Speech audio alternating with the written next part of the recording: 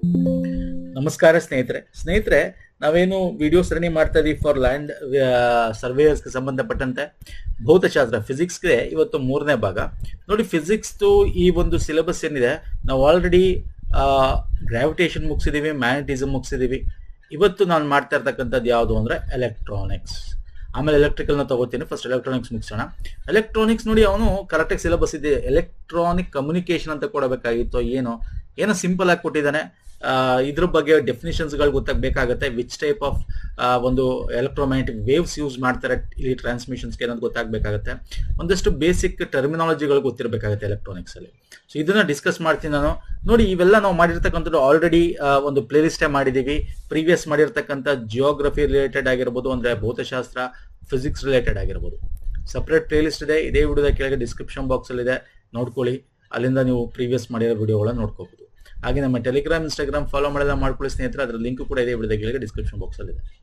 Fine, ಬನ್ನಿ ಹಾಗಾದ್ರೆ ಹೋಗೋಣ. ನಾವು ಡೈರೆಕ್ಟ್ ಆಗಿ ಹೋಗೋಕ್ಕಿಂತ ಮುಂಚೆ ಒಂದಷ್ಟು ಟರ್ಮಿನಾಲಜಿಸ್ಗಳು, ಮೈಲ್ ಸ್ಟೋನ್ಸ್ಗಳು ಕೊಟ್ಬಿಡ್ತೇನೆ.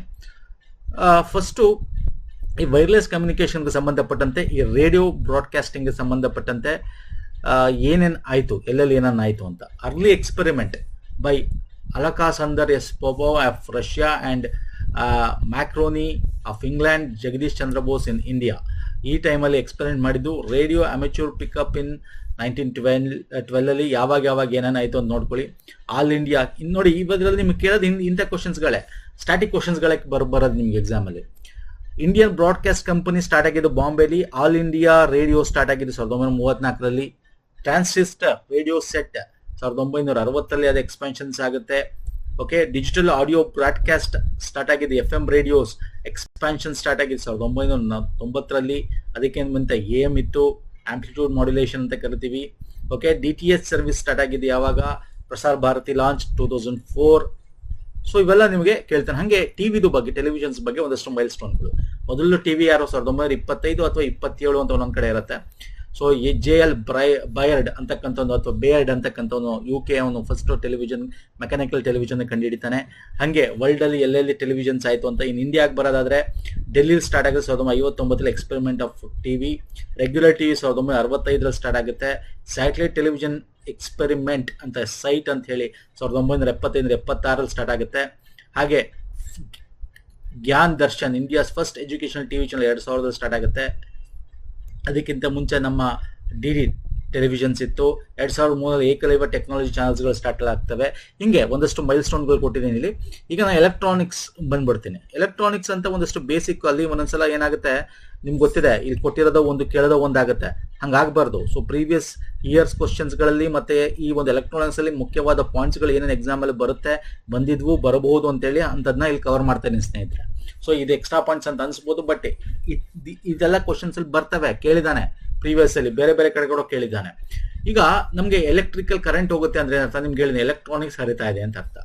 ಸೊ ಇಲ್ಲಿ ಪರಮಾಣುವಿನಲ್ಲಿ ಒಂದು ಆಟಮ್ ಅಂತ ತಗೊಂಡಾಗ ಅದು ಋಣ ವಿದ್ಯುದ್ದೀಯದ ಕಣಕ್ಕೆ ನಾವು ಎಲೆಕ್ಟ್ರಾನ್ ಅಂತ ಕರಿತೀವಿ ಅಲ್ವಾ. ನೆಗೆಟಿವ್ ಇರೋದನ್ನ, ಅಂದ್ರೆ it always revolve around the nucleus ಅಂತ. ನ್ಯೂಕ್ಲಿಯಸ್ ಅಲ್ಲಿ ಏನಿರುತ್ತೆ, ನ್ಯೂಟ್ರಾನ್ ಮತ್ತೆ ಪ್ರೋಟಾನ್ ಇರುತ್ತೆ, ಇದು ಗೊತ್ತಿರ್ತಕ್ಕಂಥದ್ದು. ಈ ಎಲೆಕ್ಟ್ರಾನ್ಗಳನ್ನ ವಿದ್ಯುತ್ ಪ್ರಭಾವ, ಎಲೆಕ್ಟ್ರಿಕ್ ಕರೆಂಟ್ ಅಂತ ಕರಿತೀವಿ. ಓಕೆ, ಎಲೆಕ್ಟ್ರಾನ್ ಎನ್ನುವ ಪದವು ಎಲೆಕ್ಟ್ರಾನ್ ಎಂಬ ಪದದಿಂದ ಉತ್ಪತ್ತಿ ಆಗುತ್ತೆ. ಎಲೆಕ್ಟ್ರಾನ್ ಇಂದ ನಾವು ಏನಾಗುತ್ತೆ, ಕೈಗಾರಿಕೆ, ಬೇರೆ ಬೇರೆ ಕಡೆ ನಾವು ಇದನ್ನೆಲ್ಲ ಯೂಸ್ ಮಾಡ್ತೀವಿ. ಇನ್ನು ಇದನ್ನ ನಾವು ಎಲೆಕ್ಟ್ರಾನ್, ಈ ಒಂದು ಎಲೆಕ್ಟ್ರಿಕಲ್ ಕರೆಂಟ್ ಹರಿಯುತ್ತಲ್ಲ, ಆ ಬೇಸಿಸ್ ಮೇಲೆ ಆ ವಸ್ತುಗಳನ್ನ ನಾವು ಕಂಡಕ್ಟರ್, ಇನ್ಸುಲೇಟರ್, ಸೆಮಿ ಕಂಡಕ್ಟರ್ ಅಂತ ಡಿವೈಡ್ ಮಾಡ್ತೀವಿ. ವಾಹಕಗಳು ಕಂಡಕ್ಟರ್ ಅಂದ್ರೆ. ಬರ್ತೇನೆ, ನೆಕ್ಸ್ಟ್ ಹೋಗುತ್ತೆ ರೇಡಿಯೋ ಟೆಲಿವಿಷನ್ಸ್ ಬಗ್ಗೆ ಬರ್ತೇನೆ. ಫಸ್ಟ್ ಬೇಸಿಕ್ಸ್ ಒಂದಷ್ಟು ತಿಳ್ಕೊಂಬಿಡಿ. ಟೈಪ್ಸು, ಅದರ ಉದಾಹರಣೆಗಳು, ಇದು ನಿಮಗೆ ಬೇಸಿಕ್ ಗೊತ್ತಿರಬೇಕಾಗುತ್ತೆ ಸ್ನೇಹಿತರೆ. ಕಂಡಕ್ಟರ್, ಇನ್ಸುಲೇಟರ್ಸ್ ಅಥವಾ ಅವಾಹಕಗಳು, ಅರೆವಾಹಕಗಳು, ಅದೇ ಹೆಸರು ಹೇಳುತ್ತೆ. ಕಂಡಕ್ಟರ್ ಅಂದ್ರೇನು, it is always pass through the electric current ಅಂತ. ವಿದ್ಯುತ್ತನ್ನು ಹರಿಯ ಬಿಡುವ ವಸ್ತುಗಳಿಗೆ ವಾಹಕಗಳು ಅಂತ ಕರಿತೀವಿ. ಬೆಳ್ಳಿ, ತಾಮ್ರ ಇತ್ಯಾದಿಗಳನ್ನು ಕೊಡಬಹುದು. ಹಾಗೆ ಅಲ್ಯೂಮಿನಿಯಂ, ಇವೆಲ್ಲ. ಅವಾಹಕಗಳು ಅಂತಕ್ಕಂಥದ್ದು ಏನಿದೆ, ಅದು ವಿದ್ಯುತ್ನ ಹರಿಯ ಬಿಡಲ್ಲ. ಫಾರ್ ಎಕ್ಸಾಂಪಲ್ ಪ್ಲಾಸ್ಟಿಕ್, ಜಡ ಅನಿಲಗಳು, ರಬ್ಬರ್ ಆಗಿರ್ಬೋದು. ಅರೆವಾಹಕಗಳು ಕೆಲವು ವಸ್ತುಗಳು ಅವಾಹಕತೆ ಗುಣವನ್ನು ಹೊಂದಿರ್ತದೆ, ಅದನ್ನ ಅರೆವಾಹಕ ಅಂತೀವಿ. ಅದರಲ್ಲಿ ಫಾರ್ ಎಕ್ಸಾಂಪಲ್ ಸಿಲಿಕಾನ್ ಅಂಡ್ ಜರ್ಮಿನಿಯಂ. ಇಲ್ಲಿ ಪ್ರಮುಖವಾಗಿ ವಾಹಕ ಯಾವಾಗ ಆಗುತ್ತೆ, ಅವಾಹಕ ಯಾವಾಗ ಆಗುತ್ತೆ. ಅರೆವಾಹಕ ಅಂದ್ರೆ ನಾವು ಇಲ್ಲಿ ನೋಡಿದ್ವಿ, ಸೆಮಿ ಕಂಡಕ್ಟರ್. ಒಂದಷ್ಟು ಅವಾಹಕತೆ ತೋರಿಸುತ್ತೆ. ಯಾವಾಗ ಅಂದ್ರೆ ಅಲ್ಲಿರೋ ಎಲೆಕ್ಟ್ರಾನ್ ಮೇಲೆ ವೇಲೆನ್ಸ್ ಎಲೆಕ್ಟ್ರಾನ್ ಅಂತ ಕರಿತೀವಿ. ಎಲೆಕ್ಟ್ರಾನ್ ಹೊರಕವಚದಲ್ಲಿ ಇಲ್ಲಿ ನಾನು ನಿಮ್ಗೆ ತೋರಿಸ್ತೇವೆ ಹೊರಕವಚ ಅಂತ. ಇಲ್ಲೇನಾದ್ರೂ 4 ಎಲೆಕ್ಟ್ರಾನ್ಗಳಿದ್ರೆ ಅದು ನಾವು ವಾಹಕ ಅಂತ ಕರಿತೀವಿ. ಅದೇ 2 ಇದ್ರೆ ಅರೆವಾಹಕ ಅಂತ ಕರಿತೀವಿ. ಓಕೆ, ಈ ತರ ಇದು ಬೇರೆ ಬೇರೆ ರೀತಿ ಹೋಗ್ತದೆ. ಈ ಒಂದು ಸೆಮಿಕಂಡಕ್ಟರ್ ನ ಪ್ರಮುಖವಾಗಿ 2 ವಿಧ ಮಾಡ್ತೀವಿ: ಪ್ಯೂರ್ ಸೆಮಿಕಂಡಕ್ಟರ್, ಇಂಪ್ಯೂರ್ ಸೆಮಿಕಂಡಕ್ಟರ್ ಅಂತ. ಎಲೆಕ್ಟ್ರಾನ್ಗಳ ಸಂಖ್ಯೆ, ರಂಧ್ರಗಳು, ಹೋಲ್ಸ್ಗಳು ಎಷ್ಟಿರ್ತಾರೆ ಆ ಬೇಸಿಸ್ ಮೇಲೆ ಅದನ್ನ ಪ್ಯೂರ್ ಸೆಮಿಕಂಡಕ್ಟರ್ ಅಥವಾ ಇಂಪ್ಯೂರ್ ಸೆಮಿಕಂಡಕ್ಟರ್ ಅಂತ. ಶುದ್ಧ ಅರೆವಾಹಕ, ಅಶುದ್ಧ ಅರೆವಾಹಕ. ಶುದ್ಧ ಅರೆವಾಹಕದಲ್ಲಿ ಏನಾಗುತ್ತೆ, ಅಲ್ಲಿ ವಾಹಕತೆ, ಅರೆವಾಹಕಗಳ ವಾಹಕತೆ ಶೂನ್ಯವಾಗುತ್ತೆ. ಸೆಮಿಕಂಡಕ್ಟರ್ ನ ಒಂದು ಕಂಡಕ್ಷನ್ ಏನಿರುತ್ತೆ ಅಂದ್ರೆ ಪಾಸ್ ಆಫ್ ಎಲೆಕ್ಟ್ರಾನ್ಸ್ ಅದು 0 ಆಗಿರ್ತದೆ. ಅದನ್ನ ನಾವು ಶುದ್ಧ ಅರೆವಾಹಕ ಅಂತ ಕರಿತೀವಿ. ಎಲೆಕ್ಟ್ರಾನ್ಗಳ ಸಂಖ್ಯೆ ರಂಧ್ರಗಳ ಸಂಖ್ಯೆಗೆ ಸಮವಾಗಿದ್ದಿರುವುದು ಅಥವಾ ಸಮವಾಗಿ ಇಲ್ಲದಿರುವುದಕ್ಕೆ ಅಶುದ್ಧ. ಇನ್ನು ಇದನ್ನ ಹೇಳ್ಬೇಕು ಅಂತಂದ್ರೆ ಸಿಂಪಲ್ ಆಗಿ ಹೇಳ್ಬೋದು. ಇಲ್ಲ ಇಂಗ್ಲಿಷ್ ಅಲ್ಲಿ ಕೊಟ್ಟಿದ್ದು, ತುಂಬಾ ಜನ ಇಂಗ್ಲಿಷ್ ಕೇಳ್ತಾ ಇದ್ರಿ. ಓಕೆ, ಎಲ್ಲಾನು ಸ್ಲೈಡ್ಸ್ ಇಂಗ್ಲಿಷ್ ಅಲ್ಲಿ ಹಾಕಾಗಲ್ಲ. ಎಲ್ಲಿ ಇಂಪಾರ್ಟೆಂಟ್ ಅನ್ಸುತ್ತೆ, ಎಲ್ಲಿ ಟೆಕ್ನಿಕಲ್ ವರ್ಡ್ ಇರುತ್ತೆ ಅಲ್ಲಿ ನಾನು ಇಂಗ್ಲಿಷ್ ಅಲ್ಲಿ ಕೊಟ್ಟಿದ್ದೀನಿ ಸ್ನೇಹಿತರೆ. ಇಂಟ್ರೆನ್ಸಿಕ್ ಅಥವಾ ಪ್ಯೂರ್ ಫಾರ್ಮ್ ಆಫ್ ಸೆಮಿಕಂಡಕ್ಟರ್ ಅಂದ್ರೆ ಪ್ಯೂರ್ ಅಂತಕ್ಕಂಥದ್ದು semiconductor does not contain any impurity ಅಂತ. ಆ ಟೈಮಲ್ಲಿ ಯಾವುದೇ ಇಂಪ್ಯೂರಿಟಿ ಇಲ್ಲ ಅಂತ. ಎಕ್ಸ್ಟ್ರೆನ್ಸಿಕ್ ಅಥವಾ ಅಶುದ್ಧ ಅರೆವಾಹಕ ಅಂದ್ರೆ ಇಟ್ ಹ್ಯಾಸ್ ಸಮ್ ಇಂಪ್ಯೂರಿಟೀಸ್ ಅಂತ. ಓಕೆ, ಅದನ್ನ ನಾವು 2 ವಿಧ ಮಾಡ್ತೀವಿ. ಅಗೇನ್, ಅಶುದ್ಧ ಅರೆವಾಹಕನ N type and P type ಅರೆವಾಹಕ ಅಂತ ಮಾಡ್ತೀವಿ. ಅಂದ್ರೆ ಈಗ ಎನ್ ಟೈಪ್ ಹೆಂಗಾಗುತ್ತೆ, ಪಿ ಟೈಪ್ ಹೆಂಗಾಗುತ್ತೆ ಅಂತ ಇವೆಲ್ಲ ನಿಮ್ಗೆ ಎಕ್ಸಾಮ್ ಅಲ್ಲಿ ತುಂಬಾ ಕೇಳಕ್ ಹೋಗಲ್ಲ. ಹೆಂಗಾಗುತ್ತೆ ಅಂತ ಟೈಪ್ಸ್ ಆಫ್ ಇದು ಮಾತ್ರ ನಿಮ್ಗೆ ತಿಳ್ಕೊಳ್ಳಿ. ಯಾಕಂದ್ರೆ ಇದ್ರ ಮೇಲೆ ನಿಮ್ಗೆ ಕ್ಯಾಲ್ಕುಲೇಷನ್ಸ್ ಪ್ರಾಬ್ಲಮ್ಸ್ ಬರೋದು ನಂಗೆ ಡೌಟ್ ಅನ್ಸುತ್ತೆ. ಯಾಕಂದ್ರೆ ನಿಮ್ಗೆ ಮ್ಯಾಥಮೆಟಿಕ್ಸ್ ನಿಮಗೆ ಗಣಿತನ 70% ಆಫ್ ಸಿಲೆಬಸ್ ಇಟ್ಟಿದ್ದಾನೆ. ಸೊ ಹಂಗಾಗಿ ಮ್ಯಾಥಮೆಟಿಕ್ಸ್ 70% ಆಫ್ ಸಿಲೆಬಸ್ ಇರ್ಬೇಕಾದ್ರೆ ಇಲ್ಲಿ ಕಂಪ್ಲೀಟ್ ಆಗಿ ಕೇಳುವಂಥದ್ದು ಇದೆಯಲ್ಲ ಅದು ಇರಲ್ಲ ಅಂತ ನನ್ನ ಅನಿಸಿಕೆ. ಏನೋ ಜಸ್ಟ್ ನಿಮ್ಗೆ ಥಿಯರಿ ರಿಲೇಟೆಡ್ ಬರುತ್ತೆ, ಎಲ್ಲ ಒಂದೊಂದು ಬರಬಹುದು ಇಂಪಾರ್ಟೆಂಟ್ ಆಗಿರೋದು. ಸೊ ಇಲ್ಲ, ನಾನು ಇಲ್ಲಿ ಕನ್ನಡದಲ್ಲಿ ಕೊಟ್ಟಿದ್ದೀನಿ, ನೋಂದಿಟ್ಟು ಬರೀತ್. ಆಮೇಲೆ ಇಂಗ್ಲಿಷ್ ಅಲ್ಲಿ ಕೊಟ್ಟಿದ್ದೀರಾ ಸಹ ಅನ್ಬೇಡಿ. ನೋಡಿ, ಎನ್ ಬಗ್ಗೆ ಯಾರಬೇಕಂದ್ರೆ ಟೆಟ್ರಾವೆಲೆಂಟ್ ಧಾತುವಿಗೆ ಪೆಂಟಾವೆಲೆಂಟ್ ಧಾತು ಸೇರಿಸಿದಾಗ ಅದು ಎನ್ ಟೈಪ್ ಆಫ್ ಇದಾಗುತ್ತೆ ಅಂತ ನಾನು ಇಲ್ಲಿ ಇಂಗ್ಲಿಷ್ ಅಲ್ಲಿ ತೋರಿಸ್ತೀನಿ ನಾನು. When trivalent impurity atom is added, an extrinsic impurity is formed which is known as N semiconductor. When pentavalent impurity is added, extrinsic semiconductor is known as P type semiconductor ಅಂತ ಕರಿತೀವಿ. Okay, ತುಂಬಾ details ಬೇಕಾಗಿಲ್ಲ ಇವೆಲ್ಲ. Just types of impurities ಅಂದ್ರೆ semiconductors ನ ತಿಳ್ಕೊಳ್ಳಿ. ಯಾವುದು sir? ಅಶುದ್ಧ, ಅನುಶುದ್ಧ ಅಂದ್ರೆ pure semiconductor, impure. In impure semiconductor N type, P type ಅಂತ ಬರುತ್ತೆ. ಓಕೆ, ಇಷ್ಟು ತಿಳ್ಕೊಂಡ್ರೆ ಸಾಕು. ಇನ್ನು ಡಯೋಡ್ ಇಂಪಾರ್ಟೆಂಟ್ ಆಗುತ್ತೆ. ಯಾಕಂದ್ರೆ ಎಲೆಕ್ಟ್ರಿಕಲ್ ಪವರ್ ಅಲ್ಲಿ ನೀವು ಓದ್ಬೇಕು. ಎಲೆಕ್ಟ್ರಿಕಲ್ ಸ್ವಿಚ್ ಗಳಾಗಿ ಡಯೋಡ್ ನ ಯೂಸ್ ಮಾಡ್ತೀವಿ.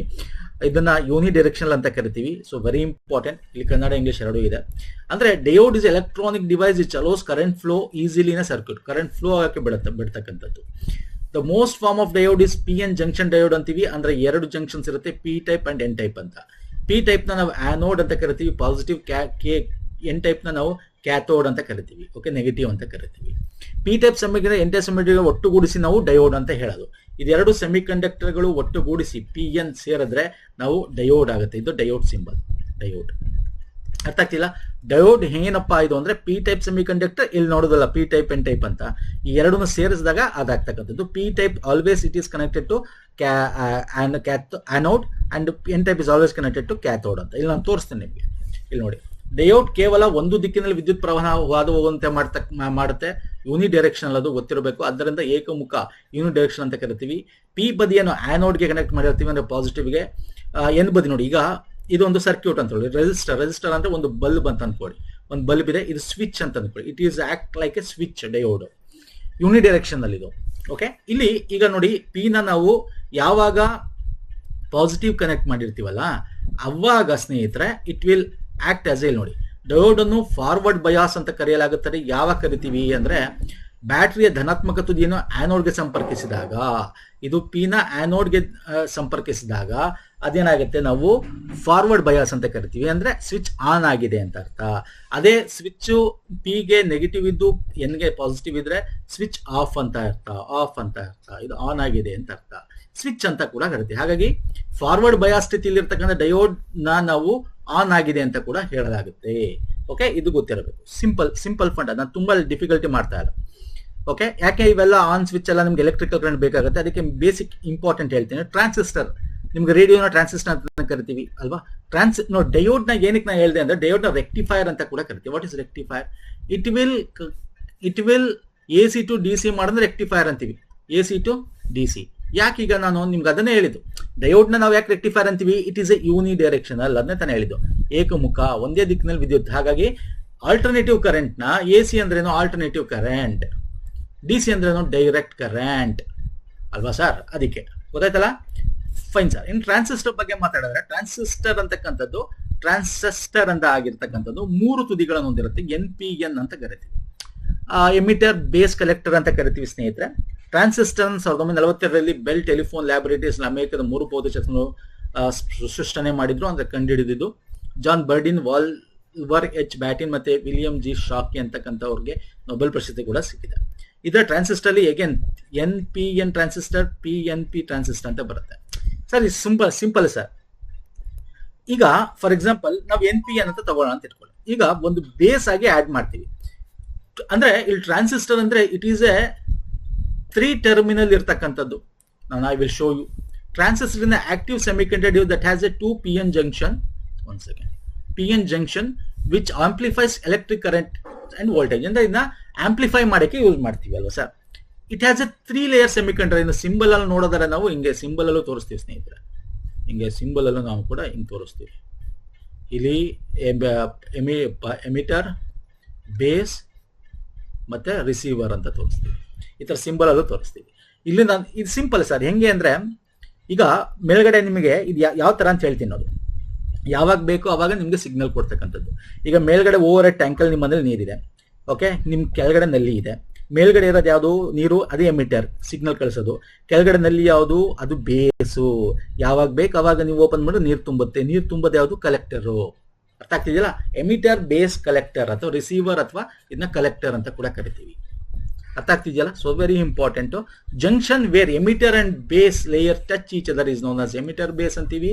Junction where collector and base layer touch ಆಗನ ಕಲೆಕ್ಷನ್ ಕಲೆಕ್ಟರ್ ಬೇಸ್ ಜಂಕ್ಷನ್ ಅಂತ ಕರಿತೀವಿ ಅಷ್ಟೇ. ಓಕೆ, ಸಿಂಪಲ್ ಅಲ್ಲ. ಇಲ್ಲೂ ಕೂಡ ನಾನು ಹೇಳಿದ್ದೀನಿ ಅದ್ರ ಬಗ್ಗೆ. Emitter base junction collector. Okay, simple ಅರ್ಥ ಮಾಡ್ಕೊಳ್ಳಿ. ತುಂಬಾ ಡೀಟೇಲ್ ಕೇಳಲ್ಲ ನಿಮಗೆ, ಇದು ಎಕ್ಸ್ಟ್ರಾನೇ ಕೊಡ್ತಾ ಇದೀನಿ ನಿಮ್ಗೆ, ಯಾಕಂದ್ರೆ ಅಕಸ್ಮಾತ್ ಇದು ಕೊಟ್ಬಿಟ್ರೆ ಅಂತ ಹೇಳಿ. ಟ್ರಾನ್ಸಿಸ್ಟರ್ನ ಆಂಪ್ಲಿಫೈರ್ ಆಗಿ ಸಿಗ್ನಲ್ ಜಾಸ್ತಿ ಮಾಡಕ್ಕೆ, ಅದನ್ನ ಎಲ್ಲಿ ರಿಸೀವ್ ಮಾಡಕ್ಕೆ ಅದನ್ನ ಯೂಸ್ ಮಾಡ್ತೀವಿ. ಆಕ್ಸಿಲೇಟರ್ಗಳಲ್ಲಿ ಬಳಸ್ತೀವಿ. ಸ್ವಿಚ್ ನ ಮಂಡಲದಲ್ಲಿ ಹೇಳಿದ ಸ್ವಿಚ್ಗಳಲ್ಲಿ ನಾವು ಡಯೋಡ್ಗಳನ್ನ, ಯಾಕಂದ್ರೆ PNP NPN 2 ರೀತಿ ಬಳಸ್ತೀವಿ. ಇನ್ನೂ ಹೋಗ್ಬೋದು, PNP ಅಂದ್ರೆ NPN ಅಂತ ಬೇಕಾಗಿಲ್ಲ ನಿಮ್ಗೆ, ಯಾಕಂದ್ರೆ ಇನ್ನು ಸಿಲೆಬಸ್ ಅಲ್ಲಿ ಅಷ್ಟು ಡೀಟೇಲ್ ಆಗಿಲ್ಲ ಇಲ್ಲಿ. ಓಕೆ, ಸೊ ವೆರಿ ಇಂಪಾರ್ಟೆಂಟ್ ಇದು. ಇನ್ನು ನಾನು ಬರ್ತೀನಿ ಈಗ ರೇಡಿಯೋ ಅಂತ ಬಂದಾಗ, ನೀವು ರೇಡಿಯೋ ಆಗಲಿ ಟಿವಿ ಆಗಲಿ ಒಂದು ನಿಮಗೆ ಕಮ್ಯುನಿಕೇಶನ್ ಸಿಸ್ಟಮ್, ಅದು ಒಂದು ಸಂವಹನ ಅಲ್ವಾ ಸರ್. ಪ್ರಸಾರಣನ ಕಳಿಸ್ತಕ್ಕಂಥದ್ದು, ಸಿಗ್ನಲ್ನ ಒಂದ್ ಕಡೆ ರಿಸೀವ್ ಆಗ್ತಕ್ಕಂಥದ್ದು. ಕಮ್ಯುನಿಕೇಶನ್ ಸಿಸ್ಟಮ್ ಸಂವಹನ ವ್ಯವಸ್ಥೆ ಅಂತ ಕರಿತೀವಿ. ಒಂದು ವ್ಯವಸ್ಥೆಯು ಟ್ರಾನ್ಸ್ಮಿಟರ್, ಸಂವಹನ ಚಾನಲ್ ಮತ್ತು ರಿಸೀವರ್ ಅನ್ನು ಒಳಗೊಂಡಿರುತ್ತೆ. ಅಂದ್ರೆ ಕಮ್ಯುನಿಕೇಶನ್ ಸಿಸ್ಟಮ್ ಅಂತಕ್ಕಂಥ ಟ್ರಾನ್ಸ್ಮಿಟರ್ ಇರುತ್ತೆ, ರಿಸೀವರ್ ಇರುತ್ತೆ, ಒಂದು ಚಾನಲ್ ಇರುತ್ತೆ. ಅಂದ್ರೆ ಚಾನಲ್ ಯಾವ ಚಾನಲ್ ಮುಖಾಂತರ ಅದು ಹೋಗ್ಬೇಕು ಅಂತ. ಈಗ ರೇಡಿಯೋ ತಗೊಂಡ್ರೆ ರೇಡಿಯೋದಲ್ಲಿ ಬೇರೆ ಬೇರೆ ಚಾನಲ್ಸ್ಗಳು 92.7, 93.5 ಈಗೆಲ್ಲ ಹೇಳ್ತಿರಲ್ಲ ಹಾಗೆ. ಓಕೆ, ಇಲ್ಲಿ ಏನು ಅಂದ್ರೆ ಇದು ನಿಮಗೆ ಬ್ಲಾಕ್ ಡಯಾಗ್ರಾಮ್ ಗೊತ್ತಿರಬೇಕು. ಏನು, ಒಂದು ಸಿಗ್ನಲ್ ಇನ್ಫಾರ್ಮೇಶನ್ ಒಂದು ಸೋರ್ಸ್ ಕಡೆಯಿಂದ ಬರುತ್ತೆ, ಅದು ಟ್ರಾನ್ಸ್ಮಿಟರ್ ಮುಖಾಂತರ ಟ್ರಾನ್ಸ್ಮಿಟ್ ಆಗಿದೆ ಸಿಗ್ನಲ್, ಚಾನಲ್ ಮುಖಾಂತರ ಯಾವ ಚಾನಲ್ಗೆ ಹೋಗ್ಬೇಕು ಅಂತ ಹೋಗುತ್ತೆ, ಅದು ರಿಸೀವ್ ಆಗುತ್ತೆ, ಅದನ್ನ ಯೂಸರ್ ಇನ್ಫಾರ್ಮೇಶನ್ ಆ ಚಾನಲ್ ಮುಖಾಂತರ ಬಿಡುತ್ತೆ. ಎನಿ ನಾಯ್ಸ್ ಇನ್ ಬಿಟ್ವೀನ್ ಇದ್ರೆ ಆ ನಾಯ್ಸ್ನ ಅವರು ಮಾಡ್ಯುಲೇಷನ್ ಮಾಡ್ತಾರೆ, ಕ್ಯಾನ್ಸಲ್ ಮಾಡ್ತಾರೆ. ಸೊ ಈ ಪದಗಳಿಗೆ ಎಕ್ಸಾಂಪಲ್ ನಿಮಗೆ ಕೇಳುವಂಥದ್ದು, ಈಗ ರೇಡಿಯೋಲು ಇರುತ್ತೆ, ನಿಮಗೆ ಟಿವಿಲೂ ಇರುತ್ತಲ್ವ ಸರ್. ನಿಮ್ಗೆ ಇಂಥ ಪದಗಳನ್ನ ನಿಮ್ಗೆ ಏನ್ ಮಾಡ್ತಾನೆ ಎಕ್ಸಾಮ್ ಅಲ್ಲಿ ಕೇಳೋದು, ಏನ್ ಕೇಳ್ತಾನೆ ಈ ರೇಡಿಯೋಲಿ. ಈಗ ಟ್ರಾನ್ಸ್ಮಿಟರ್ ಅಂದ್ರೇನು, ಚಾನಲ್ ಅಂದ್ರೆ ರಿಸೀವರ್ ಅಂದ್ರೇನು, ಓಕೆ, ಹಾಗೆ ನಿಮ್ಗೆ ಈ ಒಂದು ನಾಯ್ಸ್ ಅಂದ್ರೇನು. ಸೊ ಹಿಂಗೆ ಡೆಫಿನೇಷನ್ಸ್ಗಳು ಕೇಳ್ತೇನೆ. ನಾನು ಒಂದಷ್ಟು ಡೆಫಿನೇಷನ್ಸ್ಗಳು ಹೇಳ್ತೇನೆ. ಮತ್ತೆ ಬ್ಯಾಂಡ್ ವಿಡ್ತ್ ಅಂದ್ರೇನು, ಸೊ ಇವೆಲ್ಲ ನಿಮ್ಗೆ ಕೇಳ್ತಕ್ಕಂಥದ್ದು. ಸೊ ಬನ್ನಿ ನೋಡೋಣ. ಟ್ರಾನ್ಸ್ಮಿಟರ್ ಇದು ಟ್ರಾನ್ಸ್ಡ್ಯೂಸರ್ನ ಸಿಗ್ನಲ್ ಜನರೇಟರ್ಗಳು. Okay, 1 second. Transducer signal generator ಮಾಡ್ಯುಲೇಟರ್ಗಳು ಅಥವಾ 1 ಸೆಕೆಂಡ್ ಮಾಡ್ಯುಲೇಟರ್ಗಳು ಅಥವಾ ಟ್ರಾನ್ಸ್ಮಿಟಿಂಗ್ ಆಂಟನಾಗಳನ್ನು ಒಳಗೊಂಡಿರುತ್ತೆ. ಟ್ರಾನ್ಸ್ಮಿಟರ್ ಅಂದ್ರೇನು, ಆಂಟನಾ ಮುಖಾಂತರ ಟ್ರಾನ್ಸ್ಮಿಟರ್ ಮಾಡ್ತೀವಿ ಅಲ್ವಾ. ಈಗ ನಾವು ಡಿಶ್ ಆಂಟನಾಗಳಿರ್ತವೆ, ಈ ಕಡೆ ಟ್ರಾನ್ಸ್ಮಿಟರು ಮಾಡ್ತಾರೆ ಅಲ್ವಾ. ನೀವು ಒಂದೊಂದು ವ್ಯಾನ್ಗಳಲ್ಲಿ TV9 ಅಂತ ಬರ್ಕೊಂಡ್ಬಂದಿರ್ತಾರೆ, ಅಲ್ಲಿಂದ ಟ್ರಾನ್ಸ್ಮಿಟ್ ಮಾಡ್ತಾರೆ ಅಲ್ಲಿಗೆ ಸ್ಯಾಟಲೈಟ್ಗೆ, ಅಲ್ಲಿಂದ ಬೇರೆ ರಿಸೀವರ್ ಹೋಗುತ್ತೆ. ಅಂದ್ರೆ ಮಾಡ್ಯುಲೇಟು ಮಾಡ್ತಾರೆ, ಟ್ರಾನ್ಸ್ಮಿಟ್ ಮಾಡ್ತಾರೆ, ಸಿಗ್ನಲ್ ಜನರೇಟ್ ಮಾಡುತ್ತೆ. ಅದು ರಿಸೀವರ್ ಅಂದ್ರೇನು, ಮೂಲ ಸಿಗ್ನಲ್ ನ ಡಿಕೋಡ್ ಮಾಡ್ತಕ್ಕಂಥ ಕಾರ್ಯ.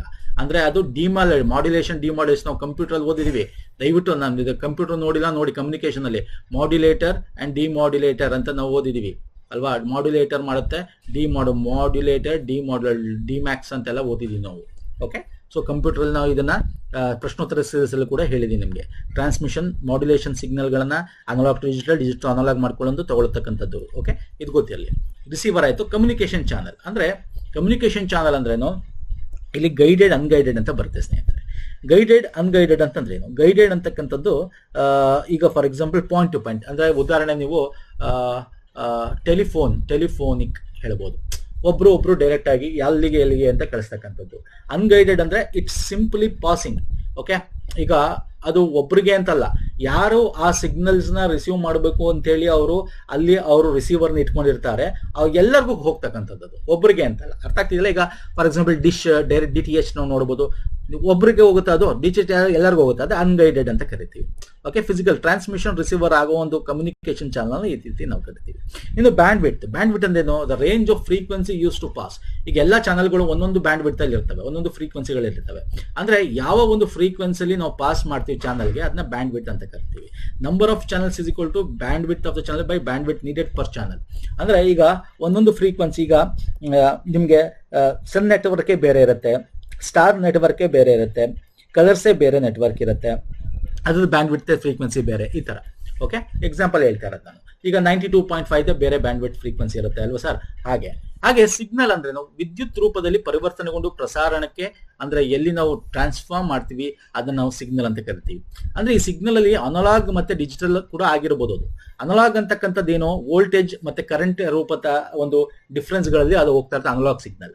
ಈಗ ನೀವು ಟಿವಿ, ಈಗ ರೇಡಿಯೋ ಇದೆಲ್ಲ ಯೂಸ್ ಮಾಡ್ತಿಲ್ಲ, ಅವೆಲ್ಲ ಅನಲಾಗ್ ಸಿಗ್ನಲ್ಗಳು ಅಲ್ವಾ. ಡಿಜಿಟಲ್ ಸಿಗ್ನಲ್ ಕಂಪ್ಯೂಟರ್ ಯೂಸ್ ಮಾಡ್ತೀರಾ ಈಗ ನೀವು ಅಲ್ವಾ. ಕಂಪ್ಯೂಟರ್ ಅಂದ್ರೆ ಈಗ 1-0 ಆಗುತ್ತೆ, ಕಂಪ್ಯೂಟರ್ ಯೂಸ್ ಮಾಡ್ತಾರೆ, ಡಿಜಿಟಲ್ ಸಿಗ್ನಲ್ ಅಂತ ಕರಿತೀವಿ. ಓಕೆ, ಸೊ ಇಲ್ಲಿ ಟ್ರಾನ್ಸ್ಡ್ಯೂಸರ್ ಅಂತ ಇನ್ನೊಂದು ಪದ ಇದೆ. ಇದು ಒಂದು ರೀತಿಯ ಶಕ್ತಿಯನ್ನು ಇನ್ನೊಂದು ರೂಪಕ್ಕೆ ಪರಿವರ್ತಿಸ್ತಕ್ಕಂಥದ್ದು. ಓಕೆ, ಅಂದ್ರೆ ಸಂಜ್ಞಾ ಪರಿವರ್ತಕ ಅಂತ ಕನ್ನಡದಲ್ಲಿ ಕರಿತೀವಿ, ಅದನ್ನ ಟ್ರಾನ್ಸ್ಡ್ಯೂಸರ್ ಅಂತ ಕರಿತೀವಿ. ಅದೇ ಮಾಡ್ಯುಲೇಟರ್, ಡಿಮಾಡ್ಯುಲೇಟರ್ ಅಂತ ಹೇಳಿದ್ರೆ ನಾವು ಯಾವ್ದು ಬೇಕು, ಎಲ್ಲಿಗೆ ಬೇಕು. ಈಗ ಫಾರ್ ಎಕ್ಸಾಂಪಲ್ ಮೈಕ್ರೋಫೋನ್, ನಿಮ್ಗೆ ಮೈಕ್ರೋಫೋನ್ ಅಲ್ಲಿ ಸಣ್ಣದಾಗಿ ಕೇಳಿಸ್ಬೇಕು ಅಲ್ವಾ, ಲೌಡ್ ಸ್ಪೀಕರ್ ಅಲ್ಲಿ ದೊಡ್ಡದಾಗಿ ಕೇಳಿಸ್ಬೇಕು, ದಟ್ ಇಸ್ ಟ್ರಾನ್ಸ್ಡ್ಯೂಸರ್. ಒಂದು ಶಕ್ತಿ ಇನ್ನೊಂದು ರೂಪಕ್ಕೆ ಪರಿವರ್ತಿಸ್ತಕ್ಕಂಥದ್ದು. ನಾಯ್ಸ್ ಅಂದ್ರೆ ಅಲ್ಲಿ ಸಂವಹನ ವ್ಯವಸ್ಥೆಯಲ್ಲಿ ಸಂದೇಶಗಳ ಸಂಕೇತಗಳೇನು ಬರ್ತಾ ಇರ್ತಾರೆ ಅದನ್ನ ಸಂಸ್ಕರಣೆ ಮಾಡಿ ನಾಯ್ಸ್ ಮಾಡ್ಯುಲೇಷನ್. ಇವಾಗೆಲ್ಲ ನಿಮ್ಗೆ ಎಷ್ಟೊಂದು ಕಡೆ ನೀವು ನೋಡಿರ್ತೀವಿ ಕಂಪ್ಯೂಟರ್ಗಳಲ್ಲಿ ಬೇರೆ ಬೇರೆ ಇದರಲ್ಲೆಲ್ಲ ನಿಮ್ಗೆ AI modulation, noise cancellation technology ಅಂತ ಇರುತ್ತೆ. ಆಟೋಮೆಟಿಕ್ ಅದರಲ್ಲಿ ನಾಯ್ಸ್ಗಳು ಮತ್ತೆ ಬೇರೆ ಸುತ್ತಮುತ್ತ ಇದ್ರೆ ಅದನ್ನೆಲ್ಲ ಕ್ಯಾನ್ಸಲ್ ಮಾಡೋದು ಅಂತ ಅವೆಲ್ಲ ಇರ್ತವೆ. ಅಟೆನ್ಯೂಯೇಷನ್ ಅಂದ್ರೆ ಕ್ಷೀಣತೆ ಅಂತ.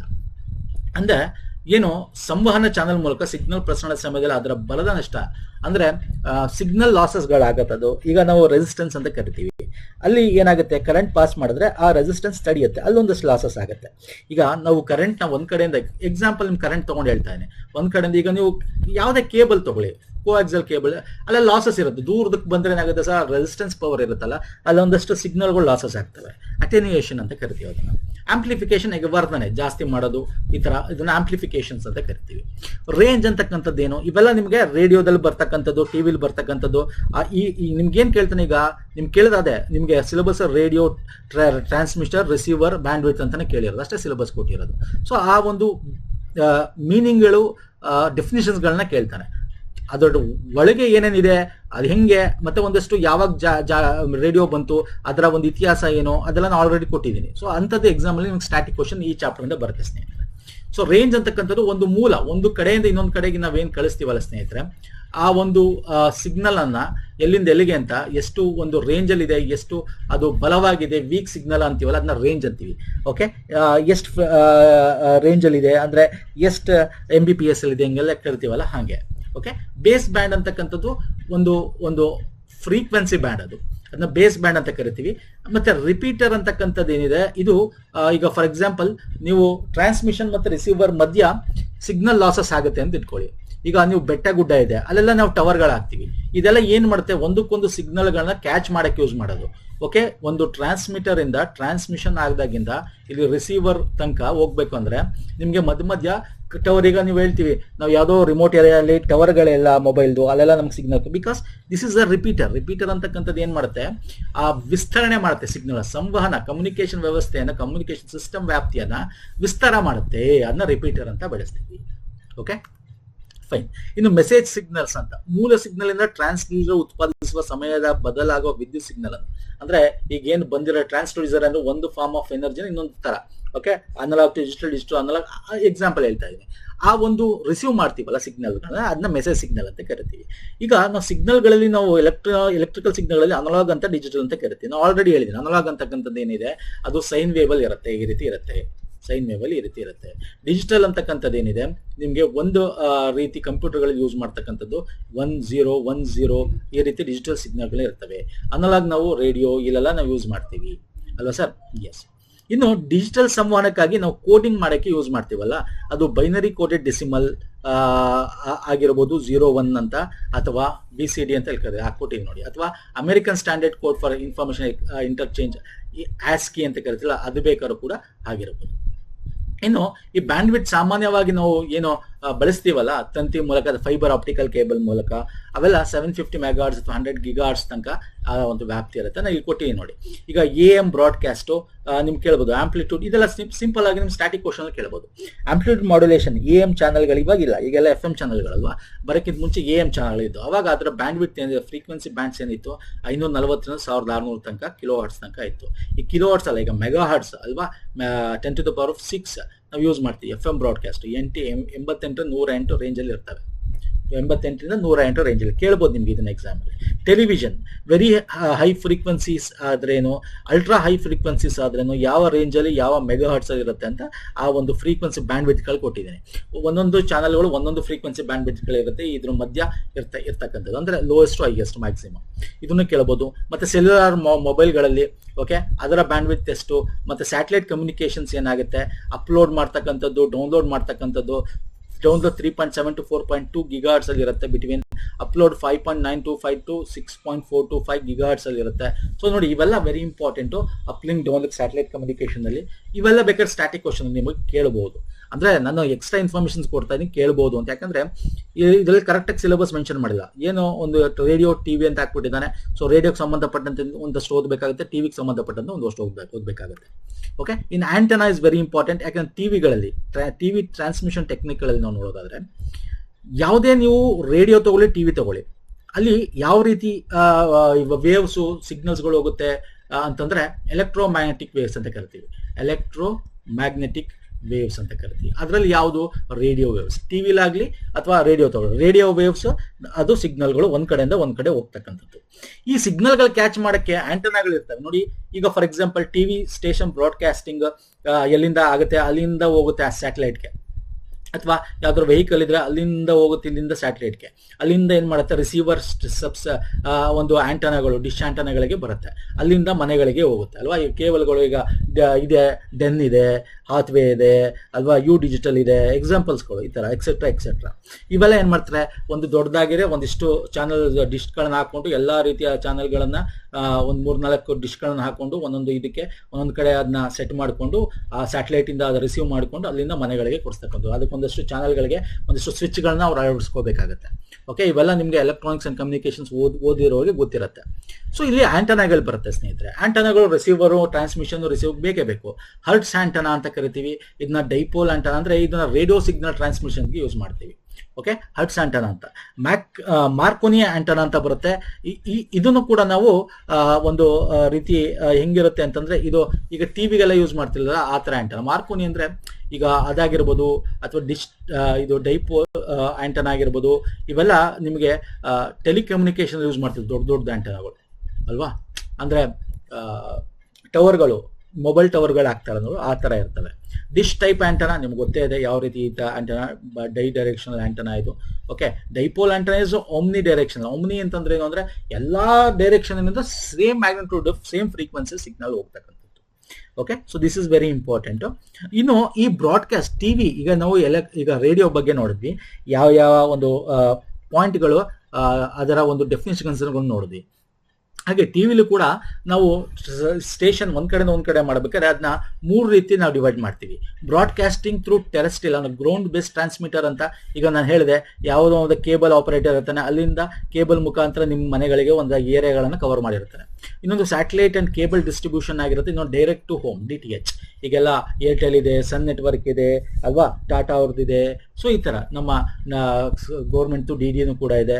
ಸೊ ಅದನ್ನ ನಾವು 3 ರೀತಿಯಲ್ಲಿ ಮಾಡೋದು. ಇದನ್ನ ಇನ್ನೂ ಹೇಳ್ಬೋದು ನಾವು. ಸ್ಯಾಟಲೈಟ್ನ ನೀವು ವೇವ್ ಬೇಸ್ಡ್ ನೋಡಿ, ಸ್ಕೈ ವೇವ್ ಪ್ರೊಪಗೇಷನ್ ಅಂತ ಕರಿತೀವಿ, ಸ್ಪೇಸ್ ವೇವ್ ಪ್ರೊಪಗೇಷನ್ ಅಂತ ಕರಿತೀವಿ. ಓಕೆ, ಅಂದ್ರೆ ಯಾವುದು ನಾವು ಉಪಗ್ರಹದ ಮೂಲಕ ಮಾಡೋದನ್ನ. ಸೊ ಗ್ರೌಂಡ್ ವೇವ್ ಪ್ರೊಪಗೇಷನ್ ಅಂತ ಕರಿತೀವಿ. ಗ್ರೌಂಡ್ ಬೇಸ್ಡ್ ನಾವು ಒಂದು ಸಿಗ್ನಲ್ ಟ್ರಾನ್ಸ್ಮಿಷನ್ ಮಾಡಬೇಕಾದ್ರೆ. ಗ್ರೌಂಡ್ ಬೇಸ್ಡ್ ಅಂತಕ್ಕಂಥದ್ದು ಫ್ರೀಕ್ವೆನ್ಸಿ ಲೆಸ್ ದನ್ 2 ಮೆಗಾಹರ್ಟ್ಸ್ ಇರುತ್ತೆ ಸ್ನೇಹಿತರೆ. ವೆರಿ ಇಂಪಾರ್ಟೆಂಟ್, ಇವೆಲ್ಲ ಪಾಯಿಂಟ್ಸ್ಗಳು ಕೇಳ್ಬೋದು ಎಕ್ಸಾಮ್ ಅಲ್ಲಿ. ಇನ್ ground wave propagation, radio waves travel along the surface of the earth. ಇದನ್ನ ನಾನು ಇಲ್ಲಿ ಆಲ್ರೆಡಿ ಇದನ್ನ ನಿಮ್ಗೆ ಕೊಟ್ಟಿದ್ದೀನಿ, ಆಲ್ರೆಡಿ ಪ್ರೀವಿಯಸ್ ಅಲ್ಲಿ ತೋರಿಸಿದ್ದೀನಿ. ಅದೇ ರೀತಿ ಸ್ಕೈ ವೇವ್ ಪ್ರೊಪಗೇಷನ್ 2 ಮೆಗಾಹರ್ಟ್ಸ್ ಇಂದ ಫ್ರೀಕ್ವೆನ್ಸಿ ನಿಮಗೆ 1 ಸೆಕೆಂಡ್ ಏನಿದೆ ಫ್ರೀಕ್ವೆನ್ಸಿ 2 ಮೆಗಾಹರ್ಟ್ಸ್ ಇಂದ 30 ಮೆಗಾಹರ್ಟ್ಸ್ ತನಕ ಇರುತ್ತೆ ಸ್ನೇಹಿತರೆ. 1 ಸೆಕೆಂಡ್ ಫ್ರೀಕ್ವೆನ್ಸಿ 30 ಮೆಗಾಹರ್ಟ್ಸ್ ತನಕ ಇರುತ್ತೆ.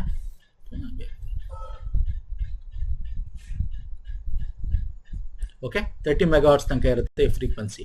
ಇದು ಹೆಂಗಾಗುತ್ತೆ ಸ್ಕೈ ವೇವ್ ಅಂದ್ರೆ ನಿಮ್ಗೆ ಗೊತ್ತಿದೆ, ನಾವು ಅಯೋನೋಸ್ಪಿಯರ್ ಅಂತ ನಾವೆಲ್ಲ ಜಿಯೋಗ್ರಫಿಲಿ ಓದಿರ್ತೀರಲ್ವಾ ಸರ್, ಜಿಯೋಗ್ರಫಿಲಿ ಓದಿದ್ರ.